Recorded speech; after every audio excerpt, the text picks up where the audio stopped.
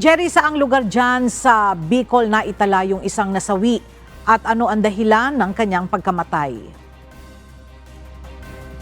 Yes, Ella, pagkalunod ang naging sanhi ng naitalang nasawi doon sa patitnya ng malakas na buhos ng ulan doon sa Irosin, Sorsogon at umabot na sa nasa 18,995 na pamilya o katumbas ng 78,828 na individual na naapektuhan nga nitong malakas na pagbuhos ng ulan hatid nga ng shear line dito sa Bicol Region.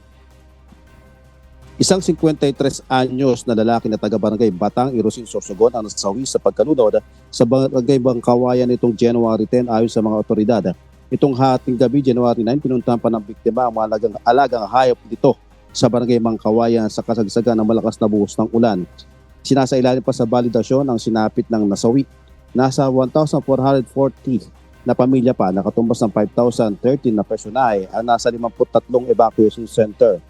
Batay sa tala ng Office of the Civil Defense o OCD Bicol, as of 10 a.m. ngayong araw, January 13, nasa 69 na barangay sa 18 LGU pa ang nakalubog sa baha. Sa probinsya ng Camarines Sur, may 5 sa bayan ng Caramuan, 1 sa Buhi, 2 sa Pamplona, 1 sa Goa at 1 din sa bayan ng Lagonoy. May 4 din sa barangay sa bayan ng Bulan sa Sorsogon. Sa isla ng Catanduanes, humupa na naitalang pagbaha sa mga barangay sa bayan ng Baras. Pasabo na din ang kalsada sa nangyaring landslide kahapon sa barangay Bagong Bayan sa bayan ng Bato. Hindi naman madadaanan pa ng mga isa pang nangyaring paggulan lupa at putik sa barangay Pananaogan sa Bato sa isla ng Catanduanes. At Ella, dito naman sa isla ng Masbate, nakakaranas pa rin kami ng malakas na pagbuhos ng ulan. At kaninang umaga ay mayroon ding pagbaha doon sa kalsada sa barangay Tubo dito sa Masbate City na hanggang 20. Ella.